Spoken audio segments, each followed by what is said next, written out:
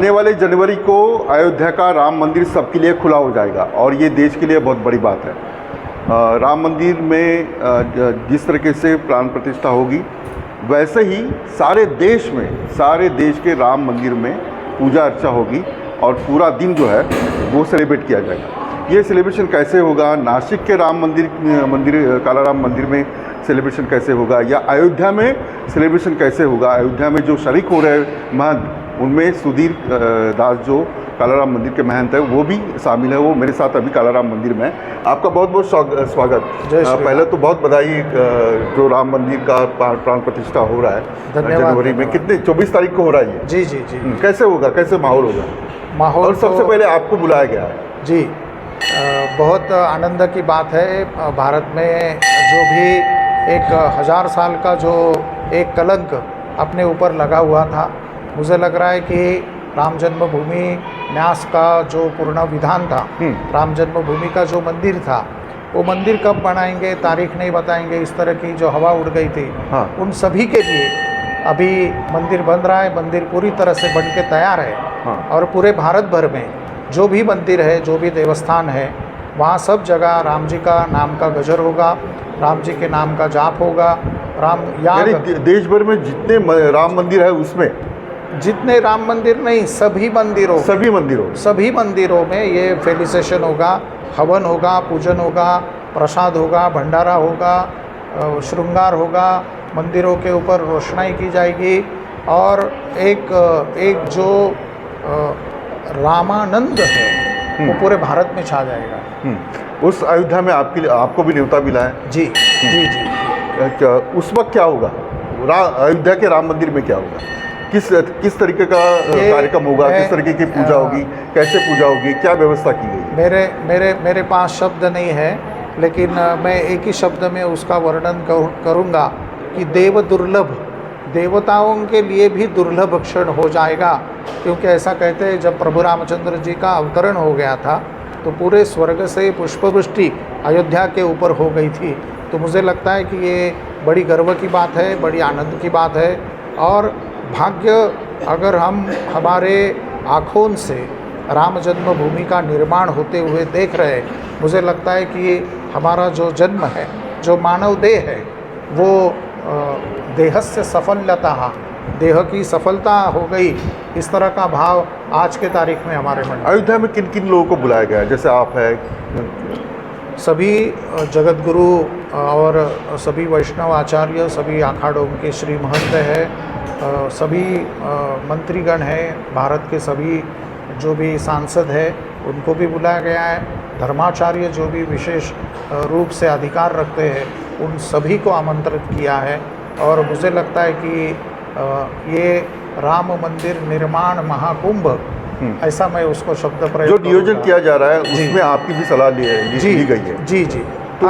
जो उसमें जो सबसे बड़ी बात थी, जो पुरोहित वर्ग, उसका जो सिलेबस है, तो आप सभी जानते हो कि नासिक का कालाराम मंदिर, जब प्रभु रामचंद्र जी यहाँ वनवास के लिए पधारे थे तो यहाँ पे उनकी पर्णकुटिया थी। तो जो प्रधान मंदिर है राम जी के, उसमें कालेराम जी का मंदिर भी माना जाता है। और this is our 27th generation, हमारी ये 27 पुश्तैनी राम जी के सेवा में है। और जो पूजन विधान है हमारे यहाँ का, वो पूजा विधान एक तरह से सभी धर्माचार्य ने देखा था। मैंने भी उसकी जो हमारी एंटिक जो प्रतिकृतियाँ है, हस्तलिखित है, वो उपलब्ध किया था। और उस हिसाब से जो पूजन होना चाहिए, नित्य पूजन, उसको त्रिकाल अर्चन पूजन बोलते हैं। वो त्रिकाल अर्चन पूजन में क्या क्या परंपरा है, विशेषता, भारत में जितने बड़े राम मंदिर है उनकी क्या क्या विशेषता है, उसका सभी का एक एजुकेशनल रिव्यू हो गया था। उसमें सम्माननीय जी गोविंद देव जी गिरी, जो राम जन्मभूमि न्यास के खजांची है अभी, और महाराष्ट्र के बहुत बड़े संत हैं, वो स्वयं यहाँ मंदिर में आके गए थे। और ये हमारे लिए बहुत गर्व की बात है। इसलिए ये कालाराम मंदिर जो है जी। बहुत प्रसिद्ध है देश भर जी। में, डॉक्टर बाबा साहब अम्बेडकर के नाम से भी जुड़ा है। जी। ये इसका निर्माण कब हुआ, चलिए मैं बताता हूँ कि नासिक का कालाराम मंदिर किस तरीके से है और उनकी मूर्ति कैसे है। जैसे अयोध्या में मूर्ति बन रही है, पूजा अर्चा होगी, लेकिन नासिक का कालाराम मंदिर जो है कैसे स्ट्रक्चर है, कैसे मूर्ति, कुछ बताइए प्लीज। जी, ये जो मंदिर है, ये कालेराम मंदिर का विद्यमान जो पूरा आर्किटेक्चरल पैटर्न देख रहे हैं, उसको हेमाडपंथी मंदिर का जो निर्माण शैली है, भारत में प्रमुख 5 निर्माण शैलियाँ हैं, उसमें जो हेमाडपंथी जो है वो स्पेसिफिकली महाराष्ट्र में जो ये ब्लैक स्टोन होता है, it's called black basalt, it's very hard to carve, उसकी जो स्पेशलिटी है वो पैटर्न इसमें रखा गया है। ये जो पत्थर है ये ब्लैक स्टोन कहते हैं, ये ब्लैक बसाल्ट है। हाँ, ब्लैक बसाल्ट। और ये सारा मंदिर ऐसे बनाया गया जी, और जो बेसिंग का जो है वो ग्रानाइट, ब्लैक ग्रानाइट है पूरा। तो ये 2 पत्थर विशेष रूपे न यहाँ नासिक से 22 किलोमीटर दूर रामशेष नाम का एक पहाड़ है, वो पहाड़ी के ऊपर से ये मंदिर का पत्थर निकाला गया। इसको दूध, नवसागर और जो लाइव होता है उसमें उबाल के उसको टेस्टिंग किया गया, उसके बाद में इसका फ्रेमिंग हुआ है।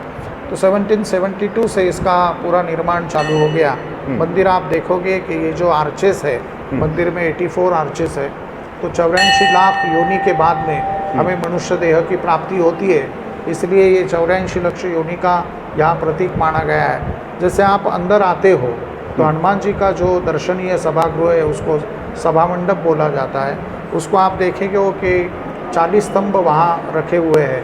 तो यहाँ प्रमुख रूपे न जो 2 चीज़ें मानी जाती है जो हमारे घर में पुस्तैनी सुनाई जा रही, जैसे हनुमान चालीसा है, और यहाँ पे हम लोग जो पंडित परिवार है हमारा पूरा फैमिली, वो शुक्ल यजुर्वेद के हिसाब से जो पूजन करता है, तो शुक्ल यजुर्वेद को 40 अध्याय है।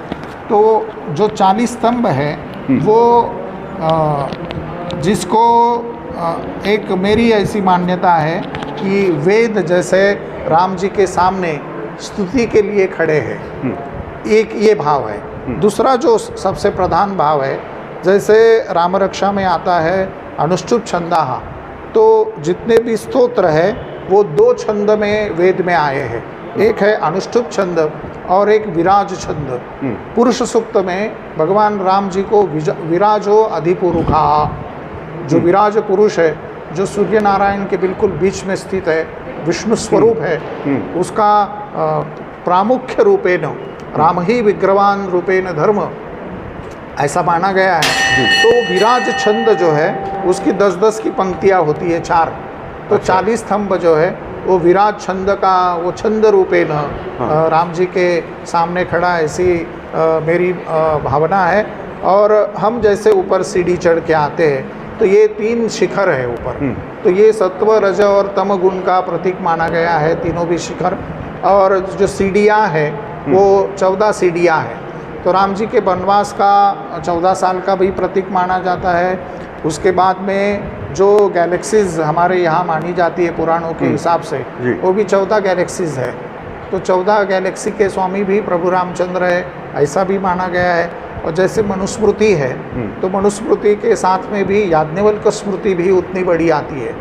पुराण न्याय मीमांसांच धर्मशास्त्रांग विश्रिता विद्या वेदास्थानानि चतुर्दशाः, ऐसा सूत्र आया है, क्योंकि यहाँ याज्ञवल्क्य स्मृति के हिसाब से यजुर्वेद का पूजन होता है। तो मुझे ऐसे लगता है कि यजुर्वेद का सर्वोच्च प्रतीक जो 14 विद्या का जो स्थान है, अगर कोई विद्वान 14 विद्या को प्राप्त करता है तो उसे भी राम जी का दर्शन हो जाएगा, ऐसा एक प्रतीक बीच में उन्होंने रखा है।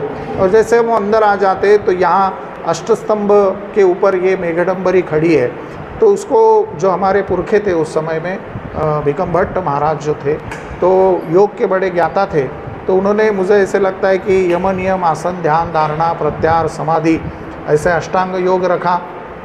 और जो 10 दिक्पाल है उसमें 8 दिक्पाल भी ऋग्वेद में पाए जाते हैं। तो दिक्पाल भी यहाँ राम जी के स्तुति में इंद्रादि देवता जैसे पूरब में इंद्र माना गया, आग्नेय में अग्नि माना गया, दक्षिण में यम माना गया, नैऋत्य दिशा में नैऋत्य माने गई, पश्चिम में वरुण माना गया, वायव्य दिशा में वायु माना गया, उत्तर में कुबेर है, ईशान्य दिशा में ईशान जो पुरुष है वो माना गया। ये सभी राम जी के स्तुति के लिए यहाँ खड़े हैं। और अंदर का ये जो गुंबज हम देख रहे हैं, जो अंदर की जो पूरी कार्विंग है, जो 11 इसको स्टेप्स बाय स्टेप्स में 1000 पाकुड़ी है। तो इफ़ यू आर एनलाइटन, आप ज्ञान को प्राप्त होते हैं, तो जो हमारे 8 चक्र जो है, अष्ट चक्र जो है, वो सभी ब्लॉसमिंग जैसे कमल खिल जाता है। तो मस्तिष्क का जो हमारा कमल है उसको सहस्त्र मूर्धनी, सहस्त्र स्थान बोला जाता है। हाँ। और वो 1000 पाकुड़ी वाला है। तो उसकी जो अक्षर मातृका और ये अक्षर ब्रह्म है वो उन्होंने यहाँ अंदर रखा है कि जो भी यहाँ राम जी के दर्शन में आए तो वहाँ खड़ा हो जाने के बाद में उसको उस तरह का प्रसाद मिले और वो राममय हो जाए, राम का परम भक्त हो जाए, इस तरह की एक भावना बिल्कुल बीच में रखी है। और जैसे हम लोग अंदर आते यहाँ से दर्शन करते तो भगवान का जो विग्रह है आप देखोगे कि दाहिना हाथ भगवान का छाती पे है। सकृदैव प्रपन्नास्मि तवास्मिन् यचयायते अभयम सर्वभूतेषु दधाम्येते व्रतम मम। मैं दाशरथी राम यहाँ सभी को अभय देता हूँ, ऐसे करके राम जी ने सभी को अभय दिया। और 14,000 राक्षसों को मारने की प्रतिज्ञा खर, दूषण और त्रिशीर के साथ में उनको मारा। प्रतिज्ञा भी ऐसी थी कि मैं 1.5 मुहूर्त में 14,000 राक्षसों का वध कर दूंगा। तो वाल्मीकि रामायण प्रत्यक्ष प्रमाण है और 14 रामायण है। ये 14 रामायण में भी ये प्रतिज्ञा का उल्लेख यहाँ पे आता है। और खर, दूषण, त्रिशीर के साथ में 14,000 राक्षसों का वध यहाँ प्रभु रामचंद्र जी ने किया था। और वाल्मीकि रामायण कहता है कि रामाः काल रूपेण भासयति। राम जी मानो काल रूप दिखाई दे रहे थे, जैसे महाकाल रूप में, उग्र रूप में शिव जी दिखाई देते, उसी तरह से राम जी भी बड़े उग्र रूप में। तो 8 बार रामा काल रूपेण भासयति, रामाः क्रोधम धारयति, ऐसा वाल्मीकि रामायण में प्रत्यक्ष आया है। तो काल रूपेण राक्षस कुल के काल हो गए राम जी, इसलिए काल राम से विख्यात है। तो मराठी में जो है आगे चल के जो अपभ्रंश बोला जाता है उसको, तो ल जो है प्रोनाउंसिएशन संस्कृत में आ रहा है, लेकिन मराठी में जो है ळ बोला जाता है। तो काला राम ऐसे मराठी में हो गया। और जो हिंदी भाषिक हमारे भाई आते हैं हिंदी बेल्ट से, वो काला राम आज की तारीख में भी बोलते हैं। एक आखिरी सवाल, अयोध्या में सेलिब्रेशन होगा जी, यहाँ किस तरह से सेलिब्रेशन होगा? यहाँ आप यहाँ रहेंगे या अयोध्या में रहेंगे? अभी तो मैं कहाँ रहूँगा ये मुझे ही पता नहीं है, क्योंकि नेशनल मीडिया भी मुझे कवर करना है, उस दिन एक्सप्लेनेशन करना है कि एग्जैक्टली क्या पूजा चल रही है। लेकिन यहाँ पे राम नाम की धुन होगी, राम नाम का जाप होगा, राम नाम का जो स्तुति पाठ है, राम रक्षा पाठ होगा और राम याग भी संपन्न हो जाएगा। शायद हम लोग उसकी तैयारी कर रहे हैं। तो मुझे लगता है कि भारत भर के सभी मंदिरों में बड़ी ज़ोर शोर सी तैयारी हो जाएगी। शंखनाद होगा, शंखध्वनि होगी, तुतारियाँ यहाँ महाराष्ट्र में बजती है, वो सभी का आयोजन नियोजन होगा। क्योंकि 1000 साल की जो गुलामी है, मुझे लग रहा है कि उसका प्रतीक हमारा अयोध्या जी का राम मंदिर है। तो राम मंदिर बन रहा है तो हम समझ रहे कि आध्यात्मिक गुलामी से तो कम से कम हम लोग परे हो गए। तो जो हिंदू धर्मशास्त्र में और हिंदू इतिहास में, भारत के इतिहास में बहुत बड़ा दिन ये जनवरी के 5 दिन है, ऐसी मेरी भावना है। बहुत बहुत शुक्रिया सुधीर राज जी मेरे साथ थे। 24 जनवरी इस देश के लिए बहुत बड़ा दिन होगा। इस दिन देश के सारे मंदिरों में सेलिब्रेशन किया जाएगा, क्योंकि अयोध्या का राम मंदिर लोगों के लिए खुला हो रहा है। और अयोध्या के राम मंदिर में क्या होगा, कैसे सेलिब्रेशन होगा, इसके साथ नासिक के कालाराम मंदिर में क्या होगा, कैसे सेलिब्रेशन होगा और अयोध्या की कैसे तैयारी है, ये सब जानने की कोशिश मैंने सुधीर दास जी से की। मैं यही रुकता हूँ, आप देखते रहे न्यूज़ नेशन।